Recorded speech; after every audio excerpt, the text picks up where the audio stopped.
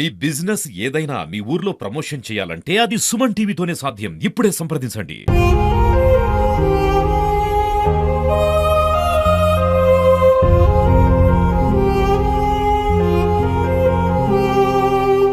అమ్మ ఎక్కడ పోయింది నాన్న? క్యాన్సర్ అయిపోయింది. నాన్న యాక్సిడెంట్ అయి చచ్చిపోయింది.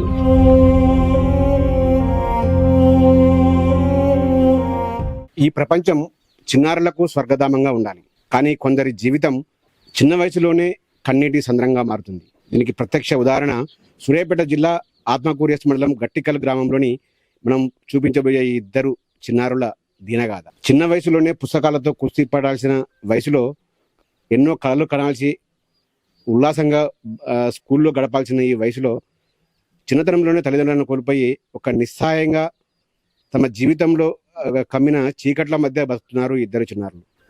వాళ్ళతో మాట్లాడదాం. అసలు ఎందుకు ఇలా జరిగింది, వాళ్ళు ఏమంటున్నారు మాట్లాడే ప్రయత్నం చేద్దాం. చెప్పమ్మా, ఏం పేరమ్మా నీ పేరు? శివ. ఏమైంది అసలు? అమ్మ నాన్నకి ఏమైంది, ఎప్పుడు చనిపోయారు, మీరు ఇప్పుడు ఎక్కడ ఉంటున్నారు?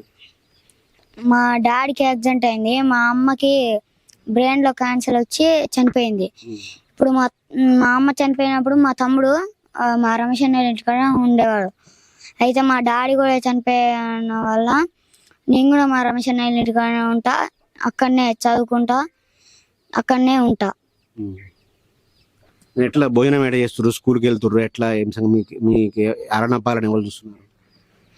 నాకు ఆలన పాలన మా రమేష్ అన్నయ్య ఏమన్నా తెచ్చి పెడతాడు.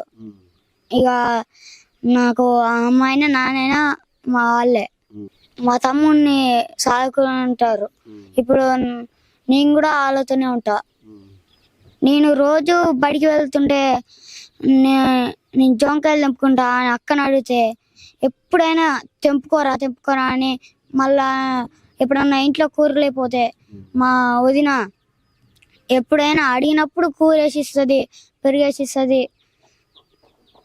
మా వదిన అమ్మ నాన్న లేని లోటు ఎప్పుడైనా గుర్తొస్తుంది? అమ్మ నాన్నలు గుర్తొస్తారా మీకు? వచ్చినప్పుడు ఏమనిపిస్తుంది? మాకు అమ్మ నాన్న అంటే బాగుండు, కానీ మా రమేష్ అనే మా వదిన ఉన్నాక ఇంకా మా అమ్మ నాన్న అన్నట్టు అని గుర్తు తెచ్చుకుంటాం.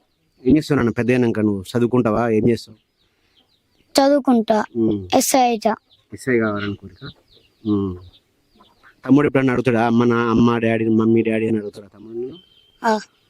ఏమని చెప్తావు సమాధానం తమ్మునికి? మనకి అమ్మాయినా నాన్నైనా మా రమేష్ అన్నయ్య అని చెప్తా. మాట్లాడతాడా? అమ్మ ఎక్కడ పోయింది నాన్న? క్యాన్సర్ అయిపోయింది. నాన్న యాక్సిడెంట్ అయి చచ్చిపోయింది. ఎట్లా చచ్చిపోయింది? యాక్సిడెంట్ అయిందా? ఎన్ని రోజులైంది? ఎన్ని రోజులైంది? మంచిగా చదివిస్తే అందరూ సాయం చేస్తే చదువుకుంటా మంచిగా. ఇది ఇక్కడ పిల్లలు చెప్తున్నారు. పిల్లలు మాట్లాడే ప్రతి మాట కూడా మనసున్న వారిని ప్రతి ఒక్కరిని కూడా కండతాడి పెట్టిస్తున్న పరిస్థితి కనబడతా ఉంది. మరోవైపు వీళ్లకు ఇక్కడ మనం చూడొచ్చు, ఇక్కడ ఏదైతే మనుషులకైనా మనసు ఉంటుందో లేదో కానీ పెంపుడు జంతువులకు ఉన్న మనసు చాలా గొప్ప విషయం.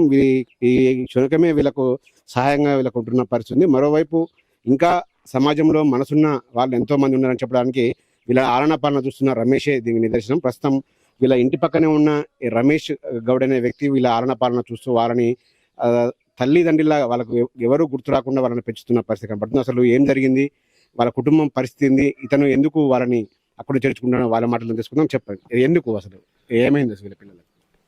2022 ఏప్రిల్ 9 నాడు వాళ్ళ అమ్మ బ్రెయిన్ ట్యూమర్తో చనిపోయింది నిమ్స్ హాస్పిటల్లో. ఇక అప్పటి నుంచి ఆ చిన్న పిల్లగాడు 18 నెలల అబ్బాయి. అప్పటి నుంచి మా ఇంట్లో మధ్య ఉండటం వల్ల మాతో బాండింగ్ పెరిగిపోయింది. ఎట్లా పోయినా కూడా మా ఇంటికాడ వేసిపోయేది. అట్లా మా మిస్సెస్కి అలవాటు అయిపోయారు. ఇక ఆమెకి అన్ని ప్రతి ఒక్కటి తానే చేస్తుంది. ఇక పెద్ద బాబు వాళ్ళ నాన్న కాడ ఉండేది. వాళ్ళ నాన్న మొన్న 5వ తారీఖు నాడు యాక్సిడెంట్ అయ్యి చనిపోయాడు రోడ్డు ప్రమాదంలో.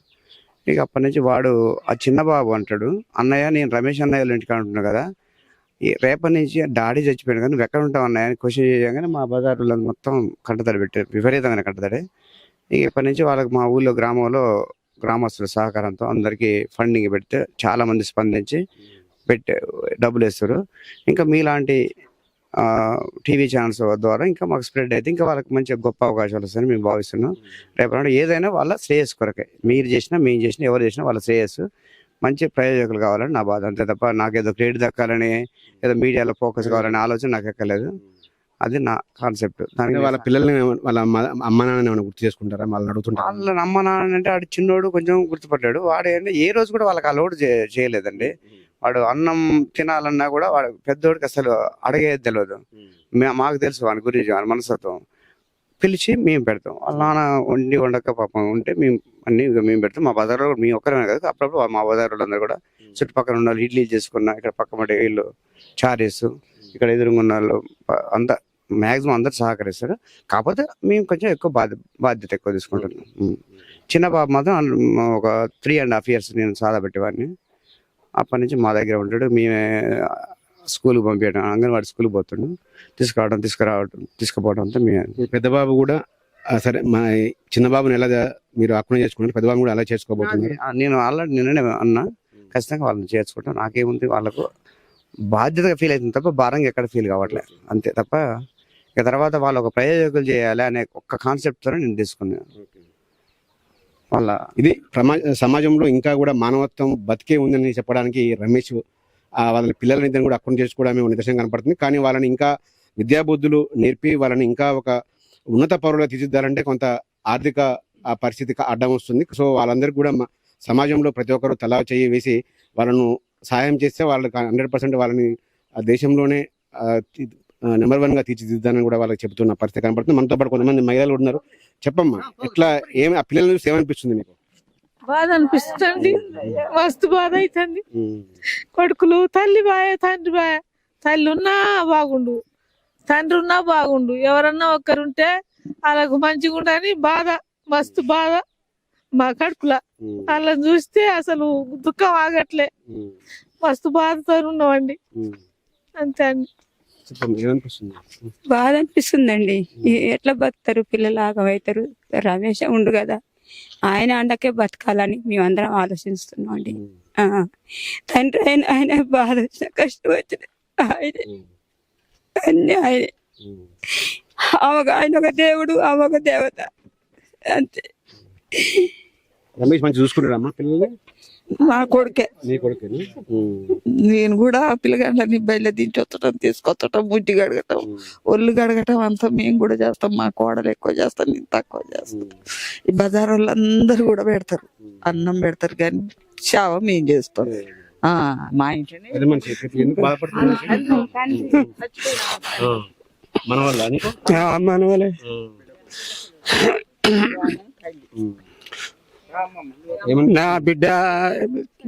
నా బిడ్డ పోయిన కానించి అయినా కానీ అత్తగాళ్ళే వాళ్ళే ఇదవుతుంది. ఆయన లేకపోతే మాత్రం నా పిల్లగాళ్ళు ఇదే మళ్ళీ రెండోటి మళ్ళీ ఇంట్లోనే తండ్రి ఇదైపోయింది. ఆయన అదైనా ఏం చేస్తా, ఇక మరి భగవంతుడే వాళ్ళదే పుణ్యం చేస్తారు. ఏం చేస్తాం మరి, ఇక అది అన్నిటికీ ఆయన మీదనే పెట్టుకున్నాం, ఆయన మీదే చేస్తున్నాం, ఆధారపడుతున్నాం. నేను ఆయన మామని ఏది నా వాళ్ళని నా బిడ్డనే ఇచ్చిన ఆయన. ఇవి పిల్లలిద్దరిని కూడా అక్కడ చేసుకున్నారు. రమేష్కి అయితే అందరూ కూడా గ్రామస్తులు హ్యాట్సాప్ చెప్తున్న పరిస్థితి కనబడతా ఉంది. మరి అందరూ కూడా మనం కూడా సామాజిక బాధ్యతగా పిల్లలందరికీ కూడా తలా చేయి వేయాల్సిన అవసరం ఉంది. వాళ్ళ చిన్నారి జీవితాల్లో బతుకు కొత్త వెలుగును నింపవలసిన అవసరం అయితే ఎంతైనా కనబడతా ఉంది. తల్లి బ్రెయిన్ ట్యూమర్తో చనిపోవడం, తండ్రి ఒక కొద్ది రోజుల క్రితమే యాక్సిడెంట్లో చనిపోవడంతో ఇద్దరు పిల్లలు కూడా దిక్కులేని వాళ్ళు అయిపోయారు. వాళ్ళందరినీ కూడా రమేష్ వాళ్ళ పాలన రమేష్ అయితే చూస్తాను. రమేష్ తమ జీవితాంతం కూడా వాళ్ళిద్దరిని చూసుకొని వాళ్ళని భారత పౌరులుగా తీర్చిదిద్దారని కూడా చెబుతున్న ఆ పరిస్థితిని అయితే అందరూ కూడా కొనియాడుతున్న పరిస్థితి కనబడతా ఉంది. మనం కూడా సో వాళ్ళకు ఒక తావు చెయ్యి వేసి ఆర్థికంగా ఆదుకుంటే వాళ్ళని ఇంకా మంచిగా ఏదైతే అత్యున్నత పౌరులుగా తీర్చిదిద్దాల్సిన బాధ్యత అయితే మనందరి పైన ఉంది.